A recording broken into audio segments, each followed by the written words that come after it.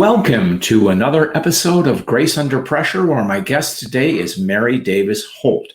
I'll tell you about her momentarily. Those of you who watch the show know that Grace is, we focus on the respect we show one another, generosity, as well as compassion, and also the role that leaders play in creating conditions for all of us to succeed. So welcome, Mary. It's a pleasure to have you on the show. Thank you. Thrilled to be here and great to have another chance to connect with you and to chat on a very important topic. So thank you so much. Well, thank you. I want to tell folks all about you. Mary Davis Holt is a senior consultant at Flynn Heath Holt Leadership. Their goal is to help women leaders move forward faster. And boy, do we need that. She's an executive coach and keynote speaker. Well, she used to be a keynote speaker, like many of us. I know she speaks virtually now. She has real experience. She's been an executive at Time Warner. She's worked in many different dimensions: information technology, marketing, HR, and even manufacturing. She's held a number of leadership roles in publishing groups at Time Life, and she's worked for the Time Inc., as they used to say, Fortune, People, Sports Illustrated, and she's worked for Time Life and for kids. Her book, Break Your Own Rules: How to Change the Patterns of Living, that Black Women's Path to Power, is a bestseller from both the New York Times, Wall Street Journal, USA Today, and the Washington Post. It's a pleasure to have you today, Mary, and thank you for being on. So you talk to a lot of executives. You're a coach. What are you hearing? Oh my gosh. It has been such a big year. I think that's the best answer. Oh my gosh. It's been an incredible year, and I started off sort of normal, we thought. And by March, people were very nervous and worried about COVID and what's going to happen to their jobs and working from home and transitioning and children and aging parents, all that list of things. And then things sort of calmed down. I mean, people continued to talk about that. And then during the summer, I think it eased up a little bit. And then this anxiety seemed to, I don't know what you felt, John, but an anxiety came back, I think, including me. We all thought we'd be in such a better place by now. We thought by sort of September was my thought that we would know what's going to happen. It might not have all happened, but we would know what was going to happen. And when we didn't, it created a whole nother level of anxiety. Now we have added, and you and I were talking, I sit outside of Washington, D.C., political divisiveness, social, racial unrest, and now the election. People are taking it hard. The uncertainty, when is this going to end? How am I handling this? What should I be doing? Has created an incredible amount of anxiety. I have to say, I think this has been one of my most difficult years, and I've lost parents and a sibling and all kinds of stuff. But this has been a very, very difficult year for everybody, including me. So I'm hearing it from everyone. Right. Men and women. I coach a lot of women, but I'm hearing it from everybody. Right. Well, our condolences on your losses, but we are glad that you're able to share your experience with us.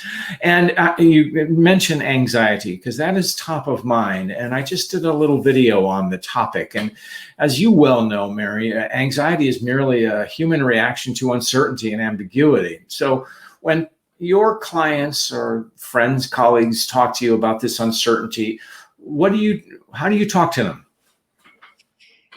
Well, I ask a lot of questions, which is what coaches are asked. We're to ask powerful questions to help guide our people we're coaching to come to greater clarity and understanding of where they are and what they want to do about it.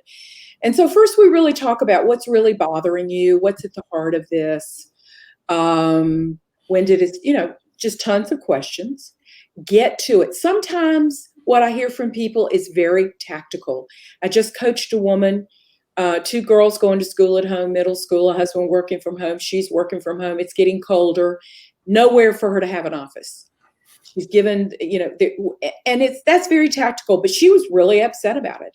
So we talked for a full hour, and we actually found a way to make it work. So sometimes it's a very tactical, very short term, and somewhat easier. We brainstorm and it's easier to resolve.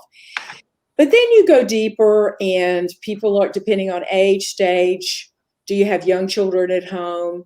I'm talking to several clients right now who are thinking of leaving their homes, getting out of cities, not happy being in the city, not happy with the education for their children or lack thereof, cost of living. I find that on a deeper level, people are really saying, do I really love what I'm doing? Am I happy in my job? And do I really love where I am? Should I consider? And then they start throwing all these big life questions on the table. And then they say, well, should I think about all this now, or is this the wrong time? And I say, no, this is let's talk about it. This is a good time, because this might be a silver lining. Maybe you're questioning yourself on things you need to question yourself on. So then we go to the big life questions, which that's where I love to engage with the people I coach and really talk about something you love, your purpose, and are you achieving your purpose? Are you feeling good about it? Right. So then we start talking. Then there are, and I'm sure you're following all the resiliency gurus. I certainly am. I have my favorite, Martin Seligman, whom I love, the granddaddy of positive psychology, and he's got lots on about how to stay happy during the pandemic. And he says, whatever brings you joy, do more of it now. That's where we should spend our time. So I really do a happiness check-in with my coaching clients. And, what do you love? They said, what do you mean? What makes you happy? I said, well, let's talk about it. Before all this, what made you happy? I mean, do you love to read? Do you love to exercise? Are you a cook? Do you love to a chef and you love to cook? Do you love fine wines?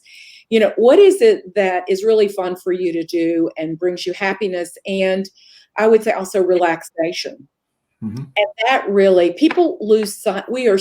I don't know about you, but I'm working with people who wake up, have a cup of coffee, sit down in front of this screen, and they stay there all day until about 8 o'clock at night. And they ask me why they're so tired.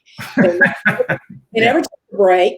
Well, they don't walk around the yard or walk around their room or anything. They sit there. I said, this is why you're so tired. You've got to give your brain and body a moment to recuperate.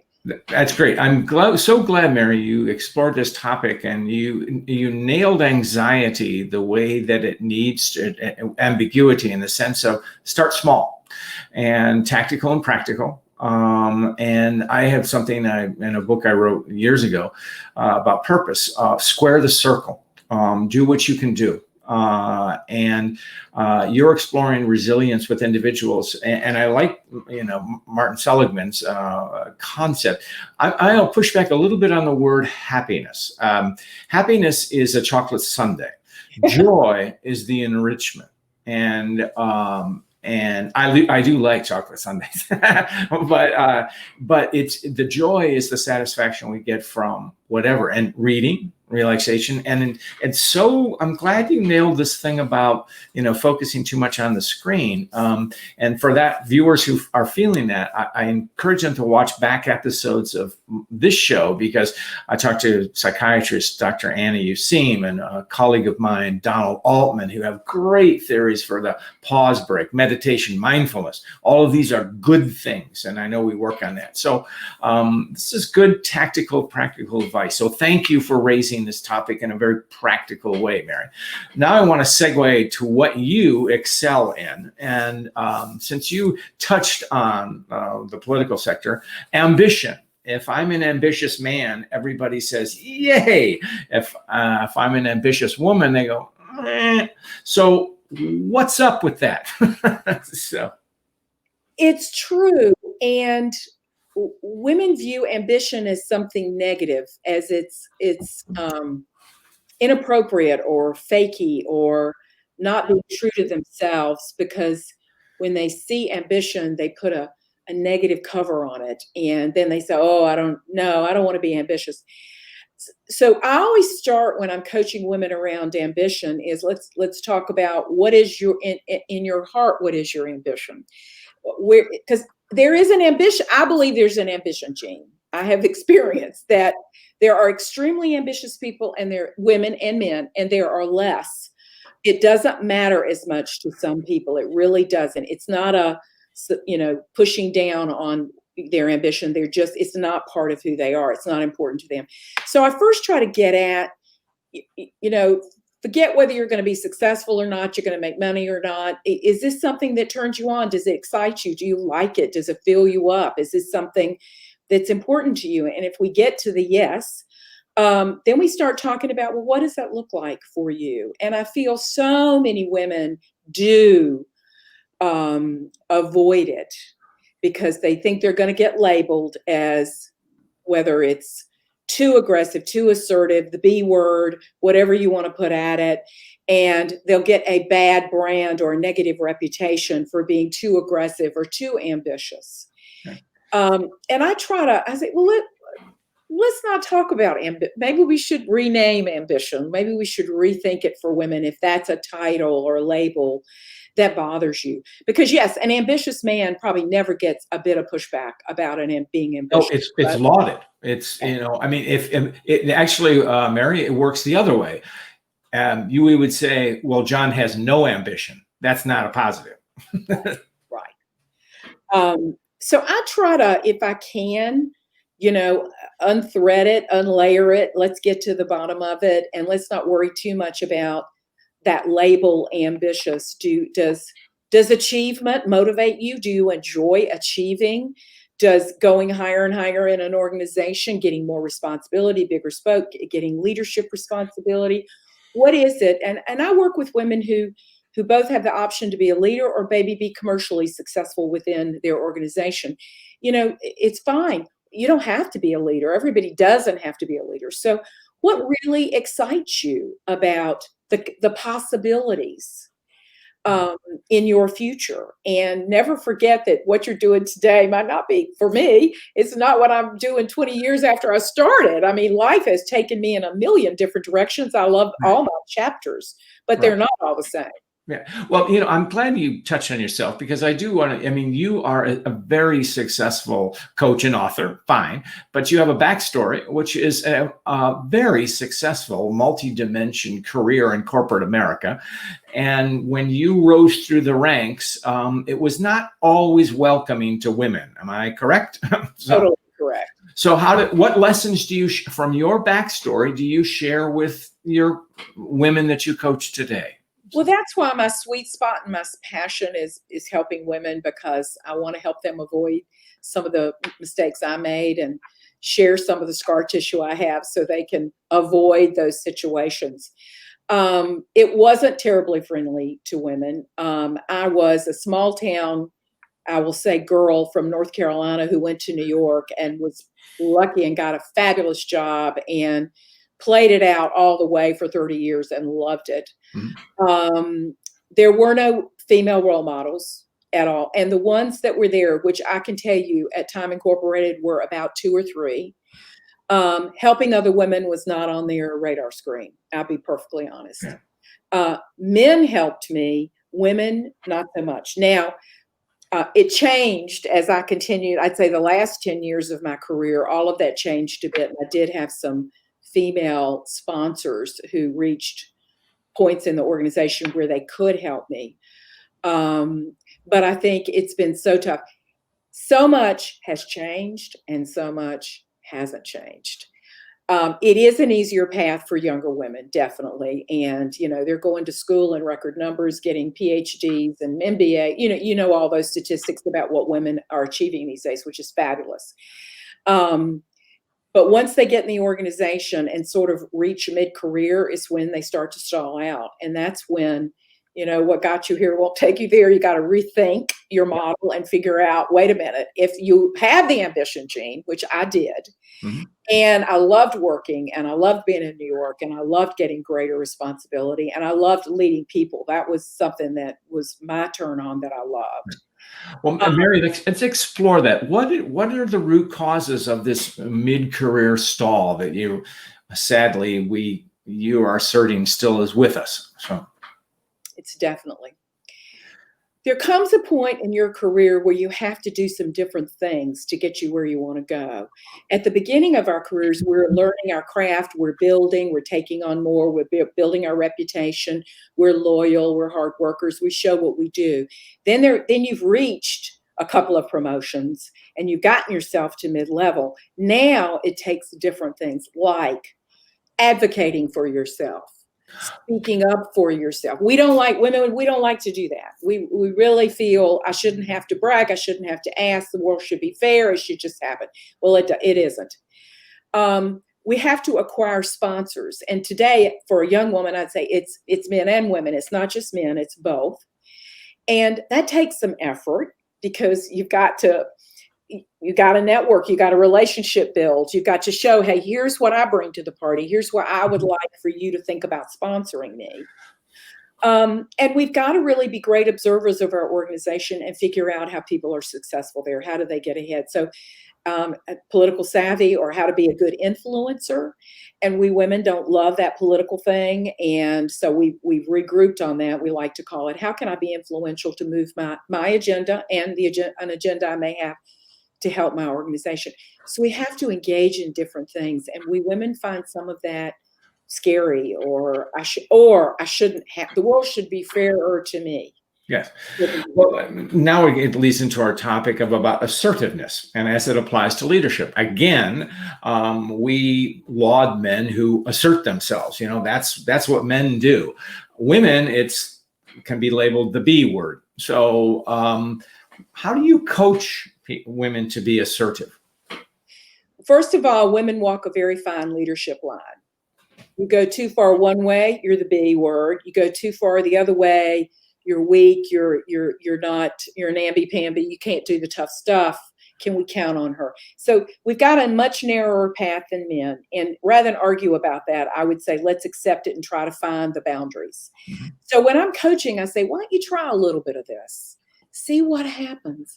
Why don't you go ahead and talk to your boss's boss and talk about, get advice. How did you do it? Not ask for, be my sponsor. You never do that, but, start to do those things. And so as I coach, I have people get out of their comfort zone and try new things. And as they see that it works and it's not so hard, it's not so bad, it's not so weird, you can be authentic and do these things, then they get sort of excited about it and start to do it more regularly. What's so interesting and reassuring, actually, the Catalyst organization in New York has done lots of women's leadership, of course, and essentially on key, 9, 10 leadership attributes, women outpoint men on almost everything, including strategy. So, and that's the thing, it's not a matter of capability. And, but women, I find women have an advantage, women leaders, because they don't have to, they don't have a lot of testosterone, so they don't go alpha male stuff. It's, Mary, tell me your ideas. John, what do you think? Whereas a man, an uninformed executive, will say, well, this is where we're going to do it, and, go forward. So I find women are very more comfortable being consensual. Is that your experience, Mary? Absolutely, and more naturally collaborative. We want to have relationships, and we want them to be rather equal. So you're exactly right. And study after study shows that more women on your board and more women on your senior leadership team lead to greater things like earnings per share, your actual profit, but also leads to greater innovation, creativity, collaboration, better decisions are made. And I always say I want to have a diverse group of people, cognitively, literally, in every way. I want to have different points of view. I want to have the male and the female point of view. It doesn't have to be, I'm not advocating for all female, but we bring so much to the party. And in terms of leadership, absolutely bring a different dynamic to the table, which I happen to think makes companies better, organizations better, by having us at the table. But it's still hard going. Still not easy for women. I'd like to say it's vastly better. Mary, you used a word, sponsorship. How are you defining that term? So, I'll take you to the person who's the first violin in the orchestra will seek out a protege and say, wow, he or she could sit in my chair one day, let me help him or her. Mhm. In corporate America, and I've done this. Mhm. I see somebody in action. I say, wow, she has incredible potential. Let me see if I can help her. It's not mentoring. It's not friendly, comfortable. Let me give you a little feedback. I would spend some of my political capital on this individual to help him or her get somewhere in the organization.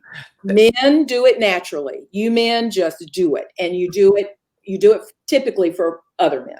Okay. We women don't do enough of it, and we need to do men and women and men and women. So I'm seeking in the work I do with corporations to change the culture of the company to be one of sponsorship, because that's how it works. It's sort of like human nature. You see a great shining star there that if with a little help, look at what could happen for them. So I think it's great fun to help them and see them fly. No, I'm glad you just, because it's actually the term sponsorship in this form is new to me, and it was first proffered by a colleague on this on the show is Fiona McCauley, who teaches at Georgetown, right in the Washington D.C. area, and runs Women in Leadership Development Institute, which just had its national conference. And she talks about the way she defines sponsorship, as you do, but she says talk about the individual when they're not in the room, which is almost sounds gossipy, but it's an advocacy. So that's what I ask my senior women. I'll say, tell me about your sponsors. And they say, well, what do you mean? I said, who speaks up for you in the room when you're not there? Who pounds the table and say, if you don't promote Mary, I'll leave. She's fabulous. And they say, and then they say, why do you say that about Mary? A sponsor should be able to say, well, I saw her do this. I saw her run this committee. She spoke at the last town hall. She's been here 15 years. She's ready. And if that person has political power and credibility, then they listen. And the more people in the room speaking up for you, the greater the chance you've got to get the next step. To really, and I've seen it. I have seen it. I'm sure you have too. It happens. Absolutely. In linked to this ambition, assertiveness, and sponsorship is the inner self and resilience. I know this is a topic of yours. So, what are you talking about resilience right now? We, and in a way, led up with this topic, but what insights do you want to share, Mary? So. There's a spectrum on resiliency from somebody who's very reactive and very emotional and takes it. They got a lot of passion and heart. They show it, they share it, all the way to the cooler, calmer, I'm the swan floating down the water, paddling as fast as I can underneath, but on top I'm very calm. So I think we have a natural inclination. It's in our DNA. And when I deal with someone who is very emotional and reactive, I really start to talk about, would you like to change that model? Would you like to maybe think about some, if you will, protocols that you could add to your life? Like, obviously, we need to do this all the time, but taking care of the whole body, whether that's your food, your diet, your exercise, your sleep. I'm a big sleep. I could go on forever. Sleep's hugely important. It absolutely is. And it's ignored. For a woman, I'll tell you, I've done some work on this. Women who don't get enough sleep are more likely to explode in the office in unfortunate ways. And we've really got to take. But then there's meditation, yoga, journaling, all those great sort of calm you down, listening to classical music. I don't know, whatever does it for you. So I am doing a lot on resiliency every time I talk to my coaching clients about what are you doing today? How are you handling this crazy world of ours that we're living in? So I'm a huge proponent of figuring out your, if you will, your exercises for all parts of your body and doing them, whatever that might be, whether it's it's the breathing thing. There's so many different, really, you could pick one that you like. There are just so many out there. And it's all about time and if you will, self-compassion, caring for yourself. I don't know about yours, but my clients are so hard on themselves right now. I'm not doing well. I'm overwhelmed. I'd give myself a really low mark these days. And I say, wait a minute. No one's been through this before. No one's been through a pandemic. Look at all the mess going on in our world all at once. I mean, 9/11 was a difficult time. '08 was a difficult time. This is, to me, huge. And I think we need to pat ourselves on the back and say, we are going to get through it. We are going to get to the other side. And all you can do is the best you can do.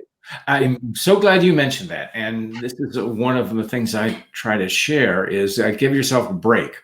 And this leads naturally into our next topic, which is self-confidence. And at the risk of sounding too paternalistic, I think women don't give themselves enough credit for their confidence.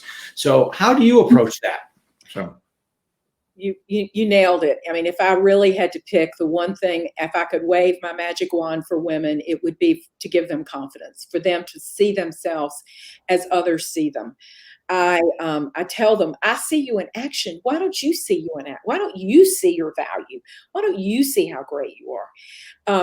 We were launching a big leadership program with about 20 women in it. And the big boss, the CEO, had called them each to invite them to come to this high potential leadership partner program.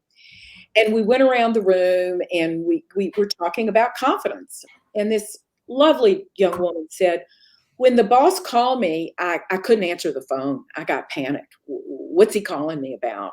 And she said, I decided he was firing me. And she said, I kept putting it off and putting it off. And I looked at her and I coached her. I looked at her and I said, could it be the imposter syndrome lives within you? And she said, absolutely. So she was being invited to a program, an honor, to a high potential leadership program, and she'd been picked. And she was thinking she was being fired. Yeah. We have got to get this self-confidence thing under control. And I'm not sure I work a lot on this with my women. And if I can break through and let them see themselves for who they really are, not perfect. We all make mistakes. We all have failures. It's not about that. But to know how wonderful they are. And, most of them couldn't be arrogant if they tried. They couldn't even go there. One little exercise I do is when we talk about confidence, is cite your achievements. Just go through the things of what it took. Graduating high school, college, honors, promotion. All you wouldn't be here, especially with very successful people. You wouldn't be speaking to them, nor would I, had they not had quite a measure of success. The other thing is this is, and I think women can do this very well. One of the exciting things about self-confidence, and then do people have confidence in you? It's that ability to impart confidence in others. And I think women do that very well. You're good at that. Absolutely. Absolutely. And that's a gift. So. Oh, yeah. And we do that. And I want to add to your list, your accomplishments kind of thing. I then ask the women I work with, how about giving me a story tell me a story about each separate one of your achievements.